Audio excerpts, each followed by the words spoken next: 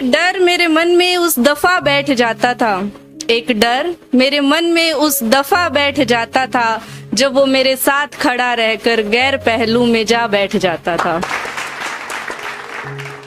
ये जिक्र जहां भी चल रहा होता, उसके हाथों मेरे उजड़ जाने का। जिक्र जहां भी चल रहा होता, उसके हाथों मेरे उजड़ जाने का। कोई गुजर भी रहा होता तो वहां बैठ जाता था। कि गुर्बत के दो पल न दिए उसने मुझे कभी, गुर्बत के दो पल न दिए उसने मुझे कभी। मैं तो उसकी एक आवाज पे सारा काम छोड़ के आ बैठ जाता था। और कुछ तो यूं ही अकाल रहता हमारे दरमियां बातों का, कुछ तो यूं ही अकाल रहता हमारे दरमियां बातों का। उसमें भी कभी वो मुझसे बोलता तो कोई तीसरा बैठ जाता था। कि अच्छा ही हुआ जो वक्त से दिखाए उसने मुझे रंग अपने, कि अच्छा ही हुआ जो वक्त से दिखाए उसने मुझे रंग अपने। मैं पागल तो उस पे अपना सब कुछ लुटा बैठ जाता था। मैं तो काम से घर लौटता तो पानी पीने को भी न रुकता बीच में। मैं तो काम से घर लौटता तो पानी पीने को भी न रुकता बीच में। और वो काफिर न जाने कहां कहां बैठ जाता था।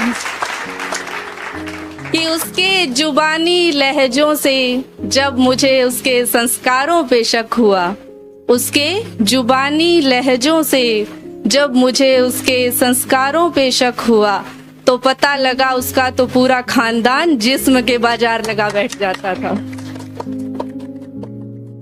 बाबा ने ब्याह किया उससे, बाबा ने ब्याह किया उससे, तो अपनी अना से भी समझौते किए मैंने।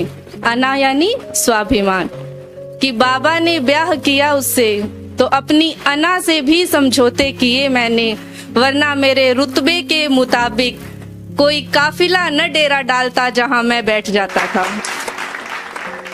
कि बाबा ने ब्याह किया उससे तो अपनी अना से समझौते किए मैंने, वरना मेरे रुतबे के मुताबिक वहां काफिला डेरा न डालता था जहां मैं बैठ जाता था।